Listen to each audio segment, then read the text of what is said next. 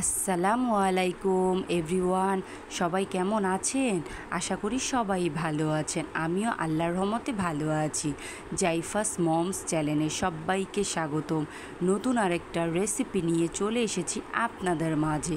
আজকে রান্না করব মজাদার, সত্যি বলছি অনেক মজা, বাঁশ পাতার চাপা শুটকি ভুনা রেসিপি। এদিকে দেখেন বাঁশ পাতার চাপা শুটকিটা আমি কিভাবে নিয়েছি দেখেন। ওটাকে আমি সুন্দর করে পানিতে ভিজিয়ে রেখেছিলাম, গরম পানিতে, হালকা কুসুম পানিতে, গরম পানিতে ভিজিয়ে প্রথমে আমি আঁশটাগুলো ভালো করে ছুটি নিয়েছিলাম আর মাথাটা আমি ফেলে দিয়েছি। দেখেন বাঁশ পাতার চাপা শুটকি বোনা দারুণ মজাদার। এটা এমনি চাপা, যে পুঁটি মাছের যে চাপাটা, এটার চেয়েও বেশি বাসনা ঘ্রাণ। আপনারা বাসায় করে দেখবেন, আশা করি রেসিপিটা ভালো লাগবে। চলেন শুরু করা যায়। এদিকে শুটকিটা আমি নিয়েছি, রসুন নিয়েছি, শুকনা মরিচ আর পেঁয়াজ নিয়েছি। এখন আমি এটাকে পাটায় বেটে নিব। এদিকে দেখেন আমি পাটায় বেটে নিয়েছি শুটকিটা আর রসুনটা আর শুকনা মরিচটা।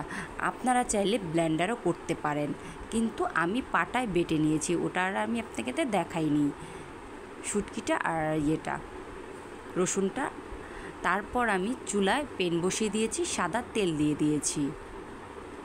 সাদা তেল দিয়ে এখন আমি পেঁয়াজগুলোকে ভালো করে ভেজে নিব।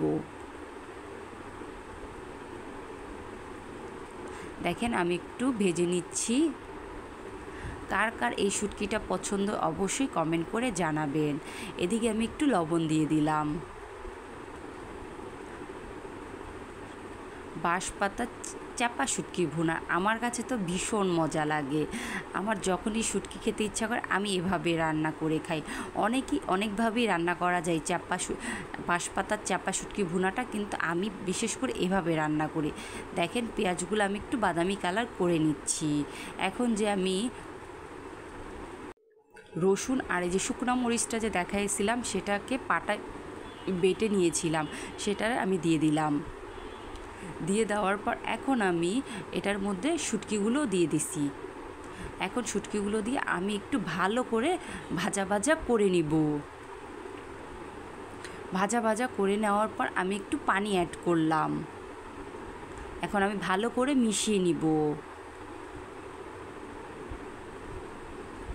দেখেন আমার কালারটা কেমন এসেছে। আমি এখন এটাকে ভালো করে ভাজা করে নিব।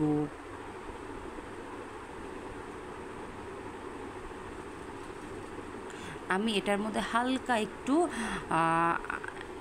হলুদ গুঁড়া দিয়েছি, আর আধা চামচের কমও একটু হলুদ গুঁড়া, একটু মরিচের গুঁড়া দিয়েছি। আর আমি কোনো আদা বাটা অ্যাড করিনি, কারণ আমি রসুন তো দিয়েছি তাই। এখন এটাকে আমি ভাজা করে নিব। দারুণ মজাদার এই শুটকি ভুনাটা, সত্যি বলছি। আপনারাও বাসায় এইভাবে করে দেখবেন। এই শুটকিটা হলে আর অন্য কিছু লাগবে না, এভাবে ভুনা করে দেখবেন। আশা করি আজকের রেসিপিটা খুব ভালো লেগেছে। এখন আমি এটাকে ভাজা করে নিচ্ছি। আচ্ছা, প্রথম থেকে শেষ পর্যন্ত যারা আমার ভিডিওটা দেখেছেন তাদেরকে অসংখ্য ধন্যবাদ, অনেক ভালোবাসা।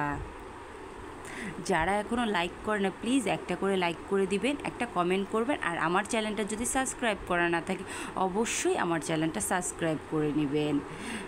এই যে দেখেন আমি ভাজা করে নিচ্ছি, কালারটা খুব সুন্দর এসেছে। দেখেন একবারে সোজা, কোনো ঝামেলা ছাড়া, কোনো বাসার যে উপকরণ দিয়েই রান্না করা যাবে এই শুটকিটা। দারুণ মজাদার, কোনো কষ্ট হবে না। যখনই দেখবেন ভাত খেতে ইচ্ছা করছে না এটা ওইটা দিয়ে, তখন এই শুটকিটা ভুনে যদি খান, দারুণ মজাদার, সত্যি বলছি, গরম ভাতের সাথে। আমি এখন ভাজা করে নিচ্ছি। দেখেন উপর দিয়ে আমার অনেক তেল উঠেছে। আমি এটাকে এখন ভাজা করে নিব। প্রায় আমার শুটকিটা হয়ে গেছে। আশা করি আজকের রেসিপিটা খুব ভালো লেগেছে। তো দেখতে থাকুন ভিডিওটা। আর আবার অন্য আরেকদিন নতুন আরেকটা রেসিপি নিয়ে চলে আসব আপনাদের মাঝে। এদিকে দেখেন আমার শুটকি ভুনাটা হয়ে গেছে। এখন আমি সুন্দরবন্ত পরিবেশন করছি। তা আজ এই পর্যন্তই। সবাই ভালো থাকবেন, সুস্থ থাকবেন। আল্লাহ হাফেজ। আসসালামু আলাইকুম।